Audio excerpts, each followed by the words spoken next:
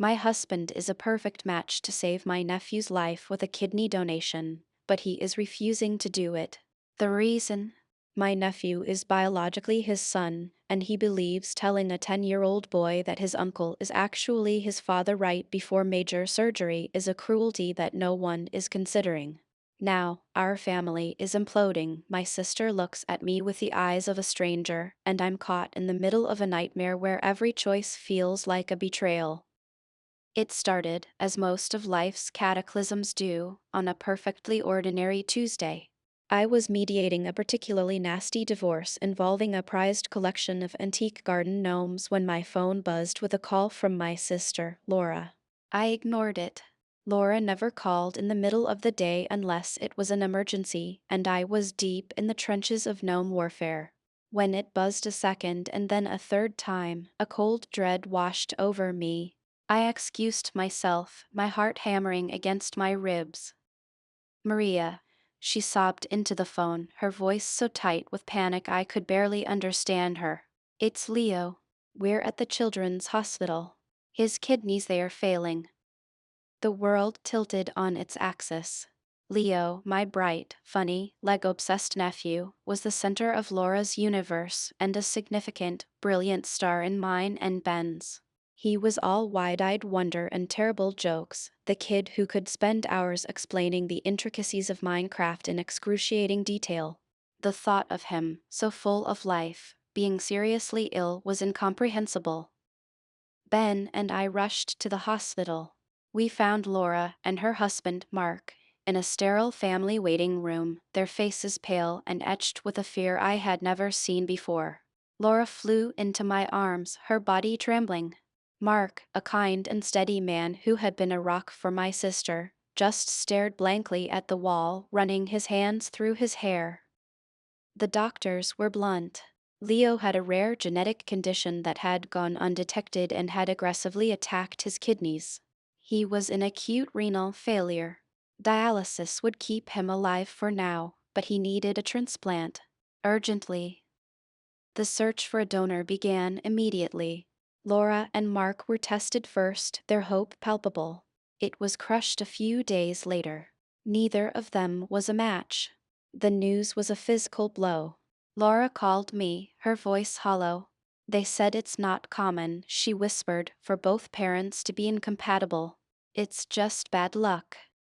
Bad luck. The phrase hung in the air between us, heavy with unspoken meaning. Because Mark wasn't Leo's biological father. Ben was. 11 years ago, Laura was single, heartbroken, and staring down the barrel of infertility. Her deepest desire was to be a mother, and every medical avenue had ended in a dead end and more debt.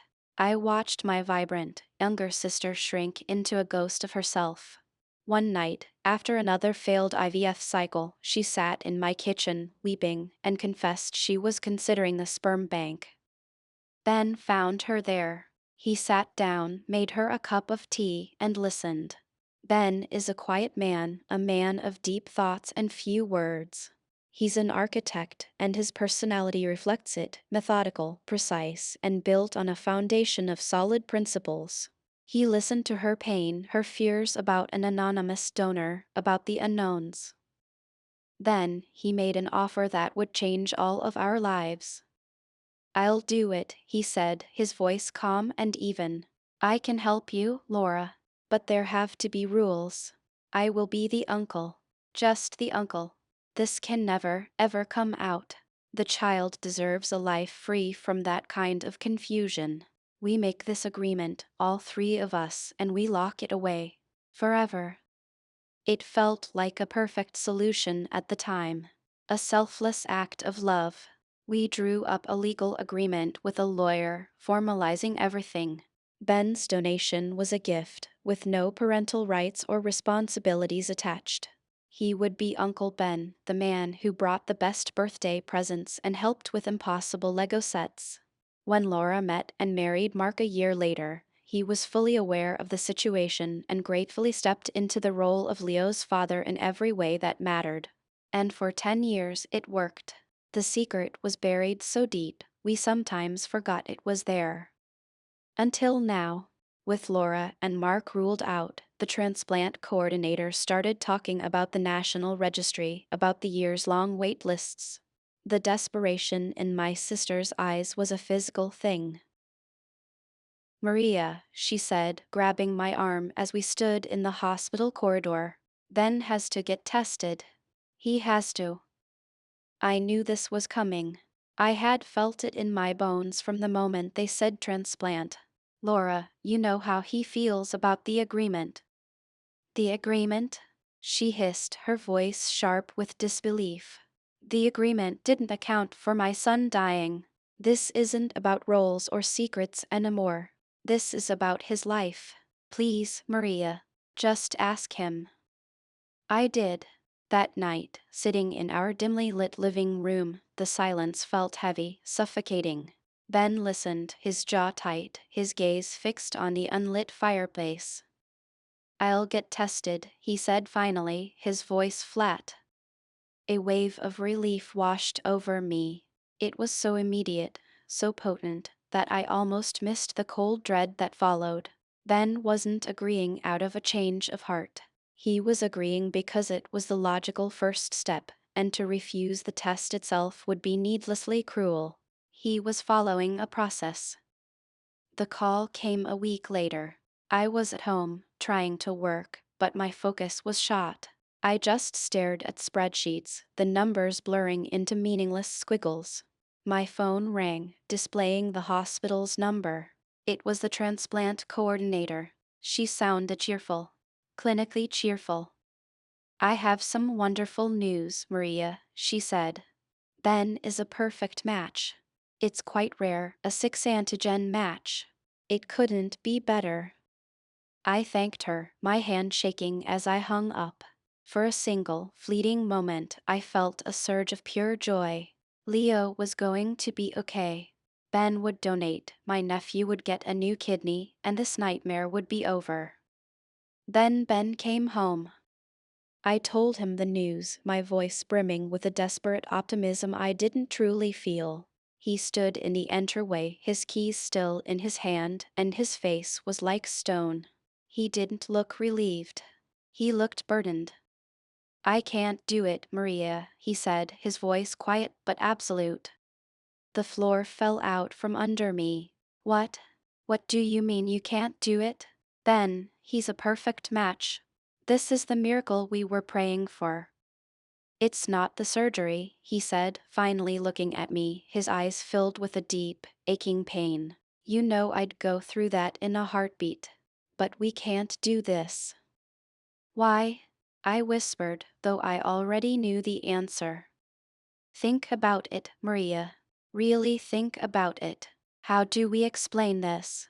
A healthy 43-year-old man doesn't just volunteer for major surgery to give a kidney to his nephew when there's a national waiting list. The doctors, the hospital staff, they'll know. It's a familial match. They will ask questions. And to do it, we would have to tell Leo. He started pacing, the controlled energy he usually channeled into his designs now crackling in our small living room. He's 10 years old. He's sick, he's terrified. And in the middle of all that, we're going to drop a bomb that will shatter his entire sense of self. We're going to tell him that the man he knows as his father isn't his biological father, and his fun uncle is. Right before he's wheeled into an operating room, we would be taking his emotional anchor away at the very moment he needs it most. It's a violation, Maria. It's a betrayal of the promise we made to protect him. But he will die, Ben. I cried, the words tearing from my throat. He will die. Doesn't that trump everything else? The promise, the agreement, none of it matters if he's not here. And what kind of life are we saving him for? He shot back, his voice rising for the first time. A life where he's thrust into a vortex of confusion and resentment? Where he looks at Mark and feels a sense of loss? Where he looks at me and feels what? Obligation? Anger? He's a child. He can't consent to this level of psychological upheaval. We made a promise to give him a normal life. This is the opposite of that. I stared at him, my husband of 15 years, the most decent man I knew, and I saw a stranger. Or rather, I saw the man I had always known, a man whose integrity was his backbone, but that integrity was now threatening to kill my nephew. My job is to find the middle ground. I'm a mediator. I spend my days sifting through the wreckage of human relationships, looking for a sliver of common ground, a path forward. But there was no middle ground here. On one side was the life of a child. On the other was a promise and the potential for profound psychological harm. The confrontation with Laura was brutal. I went to her house the next day, hoping to what? Explain? Soften the blow? There was no way to soften it. She and Mark were sitting at their kitchen table, which was littered with Leo's medical paperwork. Laura took one look at my face and knew. He said no, she stated, her voice devoid of emotion. It was worse than shouting. I nodded, unable to speak.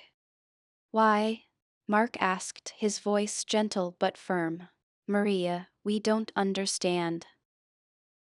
I tried to explain Ben's reasoning.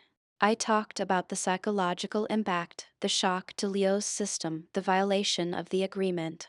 With every word, Laura's face hardened. The agreement? She finally spat, her voice dripping with venom. The agreement was a piece of paper we signed to make us feel better. This is my son's life. You're a mediator, Maria. Find a solution. Tell them you're a distant cousin, I don't know, lie. The hospital would never allow an anonymous donation from a living donor to a specific child without understanding the relationship, Laura, you know that. The genetic match is too perfect. It screams immediate family. So we tell them. We tell the doctors. We don't have to tell Leo yet. And what happens after? I asked, my voice pleading. He recovers, and then what? We all live with this lie? He'll be on immunosuppressants his whole life. He'll have endless doctor's appointments. The truth will be a ticking time bomb in the middle of our family. Ben believes Leo has a right to know who his donor is. And if he's going to know, he has to know everything. I don't care about Ben's beliefs, she shrieked, slamming her hand on the table, making the papers jump. I care about the hum of the dialysis machine that is keeping my son alive. I care about his creatinine levels. Do you have any idea what it's like to watch your child fade away? To see the light go out of his eyes? You don't have children, Maria. You can't possibly understand this. The words were a slap in the face. Ben and I had tried for years to have children. Years of failed treatments and quiet heartbreak had led us to accept a life that was different, but still full. A life that included being the best aunt and uncle we could be to Leo. For her to throw that in my face now, it was a low blow, born of desperation, but it hurt more than I could ever express. I looked at Mark, hoping for an ally. He just looked exhausted. Maria, he said, his voice heavy with sorrow. I love that boy more than my own life. I am his father. But I am not a match. Ben is. It's as simple as that. I don't care what we have to do, what we have to say. We just need to get him that kidney. I left their house feeling like a traitor. My sister, the person I had shared a womb with, now looked at me as if I were the enemy. The days that followed were a blur of tense phone calls and agonizing silence. Our family, once so close, was fractured. My parents were beside themselves, trying to understand Ben's position and failing. To them, it was simple, a child's life was at stake. They called him, trying to reason with him. My father, a man who rarely raised his voice, ended up shouting at Ben over the phone, calling him a coward. Ben retreated further into himself. He would come home from work and go straight to his study, closing the door behind him. The silence in our home was deafening, filled with unspoken accusations and the weight of an impossible choice. One evening, I found him staring at a photo on our mantelpiece. It was from Leo's 5th birthday. Ben is holding him on his shoulders, and Leo is laughing, his face pure joy. I'm not a monster, Maria, he said, his back to me. I love him. I love him so much it hurts. And that's why I can't do this to him. All he knows is a world where he is loved unconditionally by his parents, Laura and Mark. His identity is secure. If I do this, I shatter that. I introduce a crack in his foundation that can never be repaired. We would be saving his body by sacrificing his soul. Maybe his soul is stronger than you think, I whispered. He turned to face me, his eyes pleading for me to understand. And maybe it's not. Is that a risk you're willing to take with a sick 10-year-old boy? The agreement was about protecting him. It's never been more important than it is right now. Laura is desperate, and I understand that. But her desperation is making her reckless with his emotional well-being. We were at a complete impasse. A moral checkmate. Laura was fighting for her son's life. Ben was fighting for his son's identity and emotional safety. And I was in the middle, loving them both, understanding both sides, and being torn apart by the impossible gravity of it all.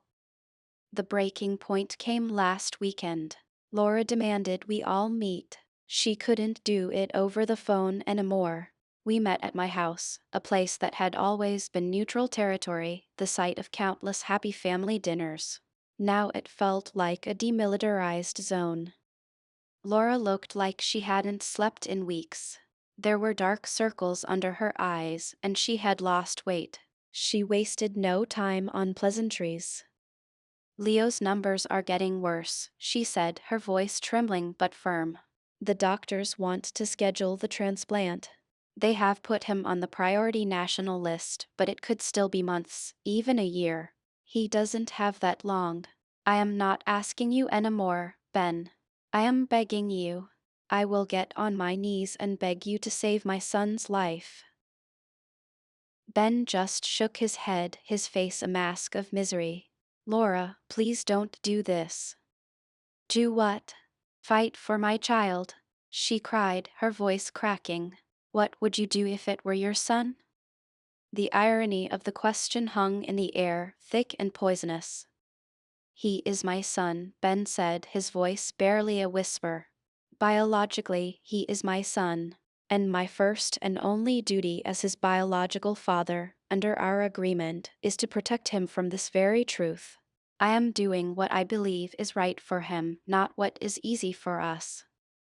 Right for him? Laura laughed, a broken, hysterical sound. He's dying, Ben. What part of that is right?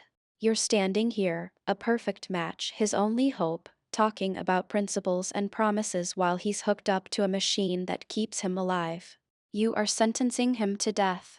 It's that simple. It's not simple, Ben roared, and the sound was so foreign, so jarring, it made us all flinch. Don't you dare say this is simple. Every second of every day I am living with this. I go to sleep seeing his face. I wake up with this weight on my chest. You think I don't want to save him? You think I don't want him to live a long, happy life? But I have to think beyond the surgery. What happens a year from now? 5 years? When he's a teenager grappling with this? What happens when he looks at me with hatred because we blew up his world to save his life, without ever asking him? We can't ask him. He's a child, Laura screamed back. Exactly. He's a child, and we are the adults who are supposed to protect him, not use his body and his mind as a battleground for our own desperate needs. I stepped between them. Stop. Both of you, just stop. This isn't helping. Laura turned her fury on me. You're supposed to be the mediator, Maria. So mediate. Tell your husband to stop being a selfish coward and save my son. He's not being selfish, I said, my voice shaking. He's trying to do what he thinks is right, and it's tearing him apart. Is it? She sneered, her eyes blazing with a righteous fire. Or is he just afraid? Afraid of being a father? He was happy to play the cool uncle, to be there for the fun parts. But now something real is required of him, a real sacrifice, and he's hiding behind a piece of paper. That was it. That was the final blow. Ben paled, looking as though she had physically struck him. He looked at me, then at Laura, and a look of final, utter defeat washed over his face. He walked out of the room, and a moment later, I heard the front door close. Laura burst into tears, collapsing onto the sofa. I went to her, my own tears streaming down my face, and held my sister as she sobbed. But even in that moment of shared grief, there was a chasm between us. She was crying for her son. I was crying for all of us. Ben came back late that night. He sat on the edge of the bed and said, "I'll do it." My head snapped up. "What?" "I'll do it," he repeated, his voice hollow. "I will donate the kidney. But we do it my way. We tell Leo, all of us together. We tell him the truth before the surgery. We don't lie to him. We owe him that." I should have felt relief. This was what I wanted, wasn't it? This was the solution. But hearing the deadness in his voice, I felt a new kind of terror. He wasn't doing this because he believed it was right. He was doing it because he had been broken. Laura's words had found their mark. He was doing it to prove he wasn't a coward. And so here we are. The surgery is scheduled for 3 weeks from now. We're supposed to tell Leo next Tuesday. Laura and Mark are relieved, grateful, ready to move forward. They see a light at the end of the tunnel, but I see a different kind of darkness gathering. I see the face of a 10-year-old boy, my wonderful, innocent nephew, and I have to be in the room when his entire world is ripped apart. Ben is right. It's a cruelty none of them were considering, but now we're going to do it anyway. He's sacrificing his principles, and I can see it killing him inside. He looks at me differently now. There's a distance in his eyes I've never seen before. I keep asking myself, what if he was right all along? What if we save Leo's life, but destroy the boy in the process? What if the truth is a poison that we're about to inject directly into his heart, all in the name of saving him? I supported this. I pushed for this. I helped break my own husband. And I have no idea if we're about to save our family or destroy it forever. Am I the asshole for siding with my sister and pushing my husband to go against his deeply held beliefs, even if it was to save our nephew's life? Thanks for tuning in. If you enjoyed this story, make sure to subscribe and give this video a like. We appreciate everyone and can't wait to bring more stories your way.